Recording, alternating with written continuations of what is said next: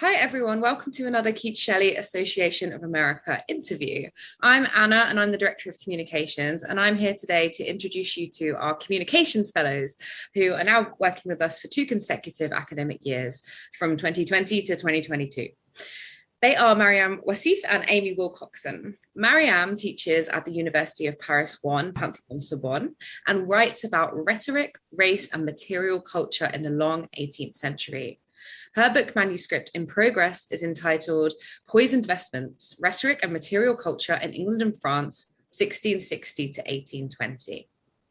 Amy is a PhD researcher at the University of Nottingham, and she is working on editing the letters of the Scottish Romantic poet, Thomas Campbell. So together they've organised this exciting interview for you today with the editors of the forthcoming volume, Austen After 200, Reading After the Bicentenaries, a book that Mariam has also contributed an essay for. I hope you enjoy the interview, and don't forget to visit our YouTube channel for more interviews with scholars, writers and curators. Over to Amy now to tell us more about today's discussion. Thanks so much, Anna. I'm just going to introduce myself and Mariam are going to introduce our speakers for today. So one of our speakers is Dr. Kerry Sinanan, who is assistant professor in 18th and 19th century transatlantic literature at the University of Texas at San Antonio. She publishes on the Black Atlantic, and her most recent articles are on 1808's The Woman of Colour and 1831's A History of Mary Prince. In 2021, she received the Rakow Research Grant from the Corning Museum for research on a project on slavery, glass, and whiteness.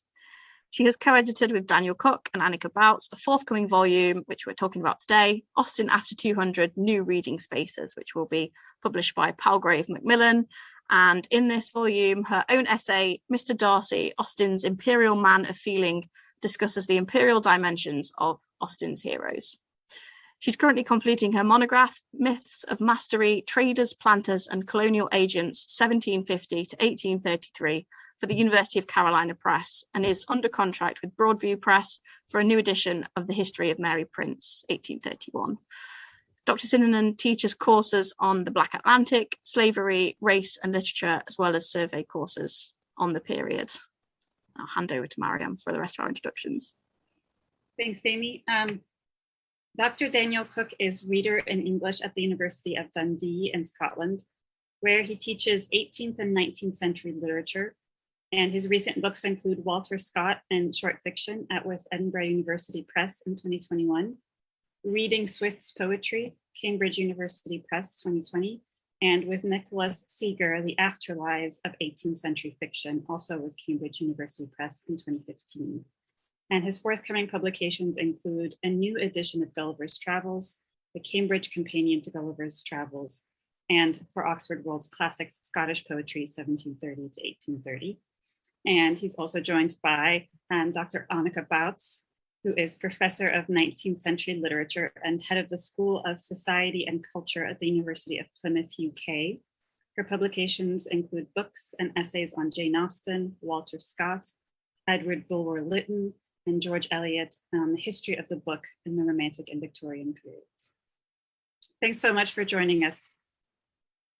Yeah, thank you. Thank you very much, all three of you. I mean, I wish we had the time to talk to all of you about all your forthcoming publications, because it sounds like you're all incredibly busy. But yes, as we've said, we're here today to talk about Austen After 200. So I'm going to start off by asking you all why you think so many people worldwide are kind of drawn to Austen, and why over 200 years since her death, why we're still so fascinated by her and her works.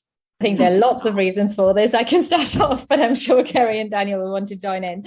So I think one of the reasons is probably that a lot of her topics just are timeless. So the humour in her novels, I think appeals to us as much as it did to readers 100 years ago. Although, of course, famously not at the time of her writing. So humour is sort of something that readers started to focus on much later on. But I think now is one of the main things that draw readers to her novels. I think most of us can probably recite some of the dialogues by heart, so it's that kind of that stays with you, doesn't it? It's very fast paced, especially the dialogues, I think, which does make a difference. I think because part of our society is so fast paced in general, that sort of chimes with how we like to read and think. I'm sure the rise of feminisms of post-1970s, of course, has something to do with her popularity because of the way that she frames the heroines and the way that that readers like to engage with that and sort of I suppose imagine femininity both at the time and now. There's lots more I could say, but I think I'll see whether Kerry and Daniel want to come in. Yeah, I mean, absolutely. Those are so many of the reasons, and I think certainly for me in this volume, I'm coming to Austen with two very distinct hats. One is like a reader of Austen who appreciates her on those kind of levels, but another is as a critic of maybe the Austen industry, which has been well mapped out by people like Devaney Loser and Gillian Dow's Volume 2, and I think, you know, sorry to put a bit of a dampener, but I think we can't divorce the persistence of Austen culture from the economics of it all. I mean, she seems to be being remade in ways that I'm not sure she'd be entirely happy with herself, and in ways that we all discuss, and that's part of the issue, and that's part of the conversations that are in this volume, the uses to which Austen's put, but also the spaces in which Austen's read, and so, you know, there's what we're trying to do in the volume is to say, yes, well, academia has never been writing so prolifically about Austen as it continues to do now. And at the same time, fandoms and popular spaces and adaptation spaces are also making more Austen. And I think it's such an important question about why that is. I will say one thing, which is maybe a worrying reason, which is the cultural currency of a nostalgia for the Regency period and what that might mean across the Atlantic, both in the UK and Europe, but also in North America here, where I do feel that there are certain imperial and I'll say racialized nostalgias that are at work that intersect with the gendered identities that Annika discussed. Now, none of this is to say this is all bad, but I think we need to very carefully examine the ways in which Austen can be read by, you know, women of color in North America as speaking to liberatory desires in individual characters, but also as speaking to oppressive regimes that maybe haven't really got rid of. So that's one way of thinking of it. I think that's a great way to think about it. It's the sense that Austen speaks to different groups and in different ways. As the collection's really interested in different reading spaces, the spaces in which we engage with as much as can consume Austen's work, whether it's the classroom, the bookshop, the library, the cinema, even. I just think Austen is such a complicated and therefore really rewarding test case in any sense of cultural engagement. She's so central to 19th century culture, but of course speaks to different groups in the 21st century. The big ideas are there, the small ideas are there. Fundamentally, though, I think she's just one of those novelists who does the basics extremely well. Think about her characters, her plots, her setting. There's something timeless about her wit and humour, as Annika says, but still a provocative figure, as Kerry says as well. And what an important writer. And her publication is ongoing. I think that's in both an academic and a popular context. It's great. I think she appeared to master the novel at a time when it just sort of emerged, and you know how many just her writing, the writing itself is just so. We try to avoid evaluative language in our critical spaces, but her writing is so speaks to so many people, as Daniel said, the writing itself. Absolutely. Well, I am really lucky to be part of this collection. And so I'm also really excited to hear more about it from your editor's point of view. My essay, as you know, is about Emma and Empire and classical influence. And so I wanted to know, how did the idea for your collection, Austen After 200, New Reading Spaces, come about? Well, maybe I should begin that one because it began a long time ago, and it's really interesting to track the history of the evolution of the volume alongside the time of the bicentenaries and the aftermath. And I think what the volume does is to track that little moment, that sort of last almost decade of what's happened. But certainly from 2013 onwards, when I was still lecturing in the UK, and I think many of the listeners will chime with this, there started to happen lots of events to celebrate the Austen bicentenaries. And some of these were academic, some of them were reading clubs. I hosted with my colleagues a sort of Austen public facing day for the general public of Bristol and the Arnolfini Theatre to talk about Pride and Prejudice. And lots of people came along, and it really opened my eyes as to how every single person that came was writing or doing something, making another cultural artifact of their own out of Jane Austen. One that sticks in my mind, and I often followed up, was what woman was writing the story of Mary, because she felt she was Mary out of Pride and Prejudice in her family, and Mary got a raw deal, so she was writing a novel called Mary of Longbourn or something. And I learned so much from listening to the public voices. And then other conferences, the Lucy Cavendish conference dedicated again to the bicentenary of Pride and Prejudice. There was Janet Todd there was P.D. James, there were academics dressing up as zombies. It was the first time I'd attended an academic conference in the UK where academics, not myself, but other academics, gave their papers in Regency dress. And then we're skipping around, and I know maybe in the US that's a more familiar mixing to people, the Dickens universe and Jasna, which Annika writes about, Jasna events, where that blending between cosplay and fandom and academia blend. But certainly in the UK that appeared to me to be a rather newer phenomenon, and so that was really the genesis for the idea about why are we persisting in keeping these boundaries between academic, critical, public, review, journalistic spaces of reading Austen, when in fact we're all talking about it together and with multiple hats on at the same time. I can both appreciate Sanditon and critique it at the same time, and wish that she'd written the rest of the novel, had time to do so, and we can have these different hats on. So it was just this sense that the Austen bicentenaries were generating some, new spaces and new ways in which we would have to take account of, and how we influence each other in Austen spaces. And Daniel, did you want to add anything, or has Kerry summed it up wonderfully? I think Kerry summed it up absolutely wonderfully. I think it was, as Kerry said, I think it was just trying to recognise in a different way all the various spaces that there are.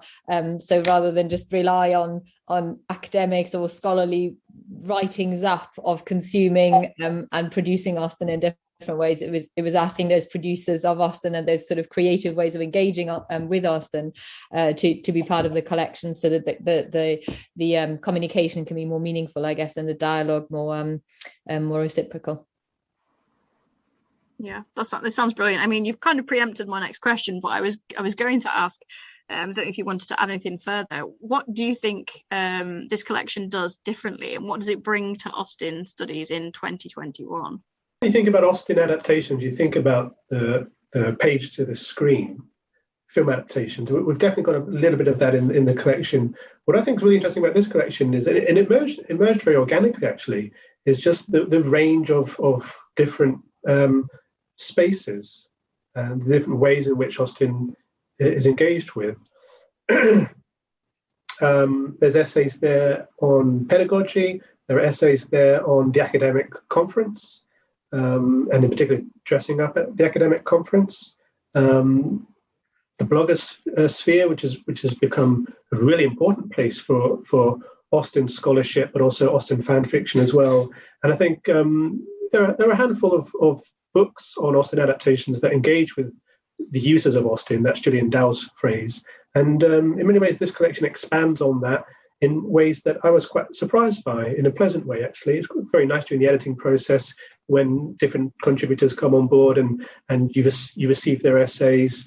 And from within, the collection has emerged in such a fascinating way. And actually, I think as we keep joking, Annika, Kerry, and I, we kind of need a sequel. We're already thinking about sequel, perhaps even a trilogy. Just the different ways in which Austen's works proliferate in different spaces, and as those spaces open up further, pleasingly so, the conversations will get wider, bigger, and so on. Yeah. And I just would add into that, which is all perfect. I think even the academic essays have changed slightly in quality and focus. Certainly Annika here wrote her essay to consider the review culture, which is her, Annika's specialism. But just that sort of looking out, and Daniel's essays on adaptations, and myself and Miriam, our essays are looking at this being drawn to the sort of nostalgia for imperial culture and what drives that. And that doesn't mean they're not academic essays, but it does mean that we're just shifted a little bit in looking outward, as we consider it's not possible to write about Austen, I think, without looking at how she's being engaged in all these different spaces. I think you're right, Kerry, and I think and I think and you as well, Daniel, of course. I think the one of the nice things about the collection and putting the essays together like that was that I do think that our essays changed through having essays in there that weren't I say just in inverted commas, just academic essays and just the kind of scholarly essays that we're all much more used to. So it became much more of a dialogue, and I think that was partly why it was so enjoyable to be part of it. Yeah, absolutely.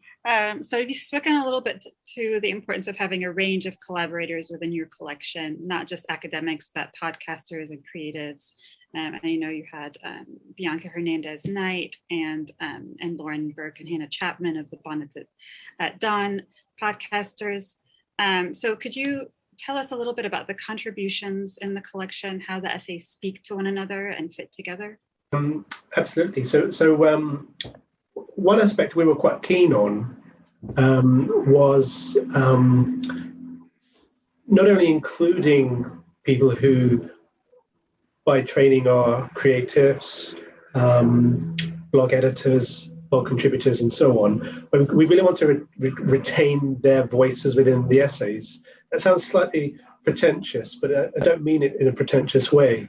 We wanted the collection to be really authentic, actually, because one of the issues we wanted to address is perhaps the inherent elitism associated with Austen studies. We wanted to challenge that a bit more, really following the steps of people like Devaney Lucer, who's done so much to open up the field, to break down this strange invisible line between high and low, and this strange attachment to the ivory tower, which of course Austen herself in the 19th century would have been excluded from. It just seems ludicrous to think about Austen in any way that is prohibitive to the people who actually enjoy her work and want to engage with it. So we were really keen to embrace those voices.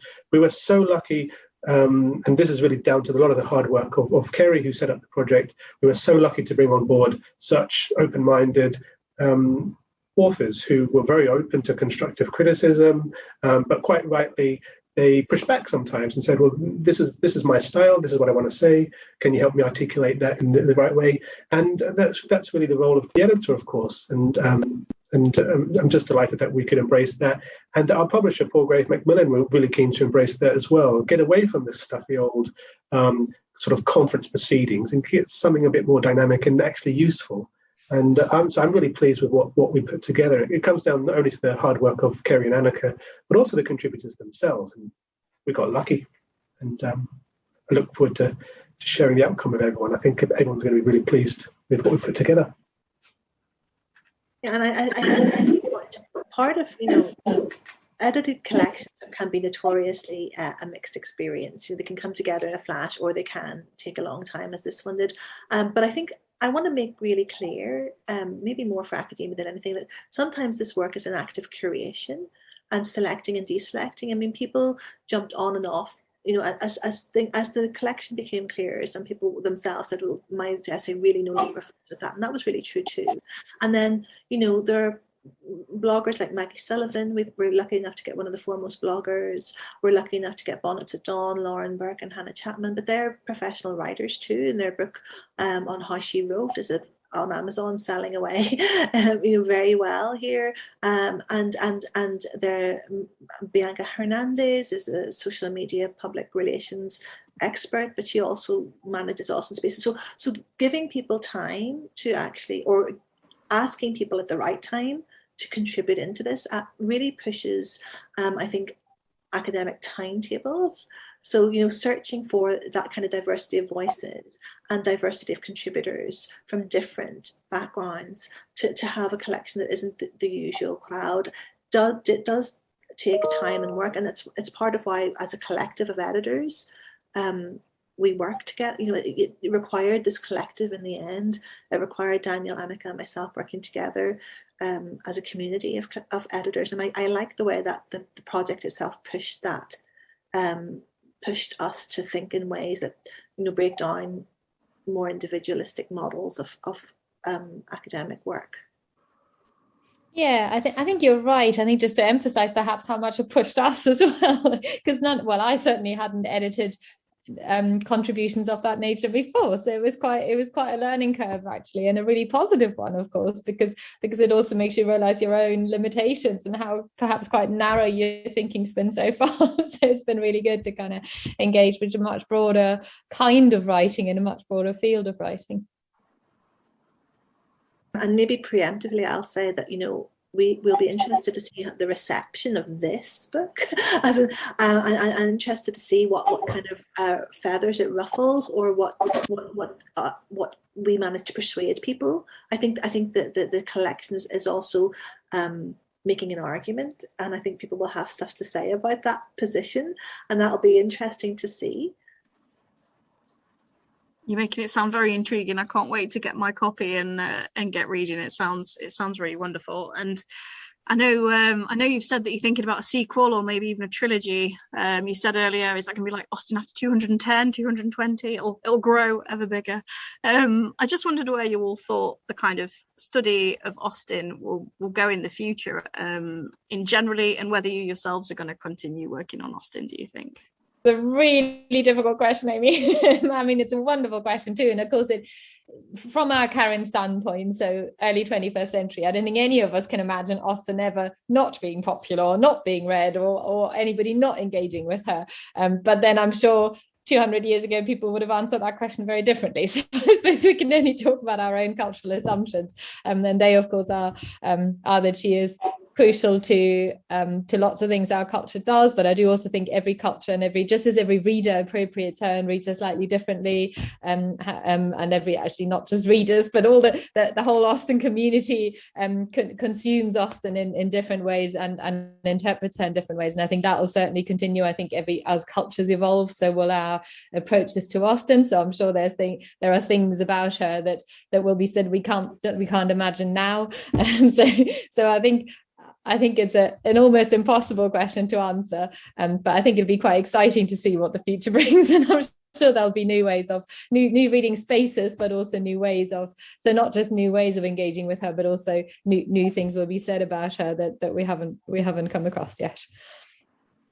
I like that. I think that sounds really exciting, doesn't it? We're not quite sure what will happen, but we know things will happen with Austen. She's certainly here to stay. At the same time, I hope some current trends continue. I think there's so much great work being done in reception studies. Annika's work on Austen and reception is really important. Austen as a reader, Austen as a poet, different facets of her writing. Austen's juvenilia is gaining a lot of traction among scholars. Austen and different technologies, different reading technologies. I mean, Austen Austen and other authors. I'd quite like to see more influence studies, get a sense of the very concrete ways in which Austen has influenced people. We found a bunch of quotations from authors and disavowing Austen's influence. And you see this in Devaney's book, actually, the authors that claim that I wasn't influenced by Austen. I think a couple of our contributors really picked up on that theme.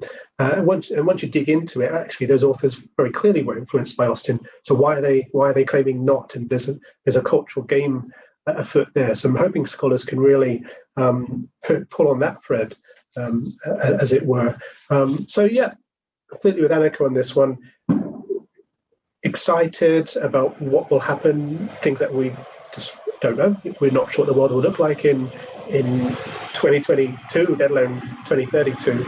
But at the same time, I do hope some of the current trends continue, because I think Austen studies is very exciting right now and has been for the best part of a decade or more. Yeah, and I think, you know, the final essay in the volume is an interview with Bianca Hernandez, who's just launched JaneCon in the last 2 years.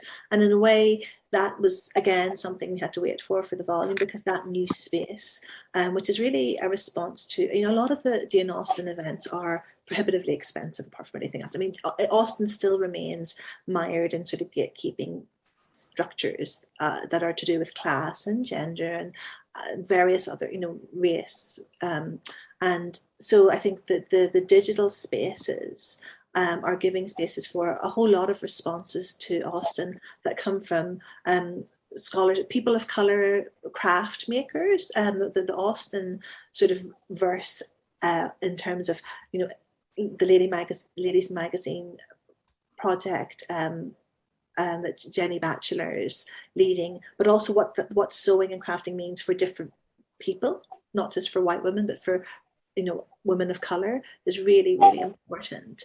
And so I think there's actually an argument happening right now in Austen studies that we'll want to try. I'll certainly want to track it very carefully, which is this, you know, oh, Austen is tea and scones and walking around the pump room, or no, actually Austen was a voracious reader of popular culture, as in, you know, Romance of the Forest, and she subverts many of the patriarchal structures, and arguably white patriarchal structures, but also what does she mean? What does she keep coming to mean?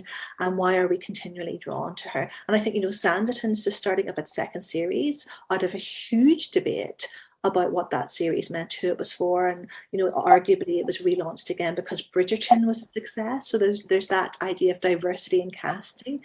How many black and brown people should we imagine around the edges of Austen's fiction is something I'm quite interested in. There's no chance of, I think, of things stopping, and if anything, I think making sure that we're engaged in these debates is going to be part of our responsibility, I would go as far as to say, especially as 18th century and romantic scholars. So we'll end on sort of a lighter question, which is, if you were stuck on a desert island, which Austen novel would you take for company? I mean, only allowed one. All right then.